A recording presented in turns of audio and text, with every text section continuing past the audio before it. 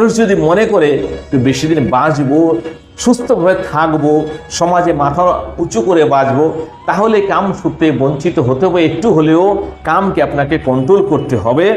এবং যদি কাম সুখে আপনি মারা যান বা কামের অসন্তোষের জন্য মারা যান, অন্য কোনোভাবে শত্রুভাবে হোক বা কাউকে হাসিল করতে চাইলেন তাকে পেলেন না, তাহলেও কিন্তু আপনার গতি কিন্তু ভালো হবে না, কিন্তু স্বর্গ লাভের অধিকারী হবেনই না, আপনি স্বর্গে যাবেনও না, আপনাকে নরক ভোগী করতে হবে এবং যার সাথে করেছেন তারও নরকই স্থান হবে। সেজন্য সাবধান হয়ে যান। আজকে বললাম আমি শুধু কাম সম্বন্ধে একটু সাধারণ যেগুলো হয় বেসিক ওইটাই বোঝালাম।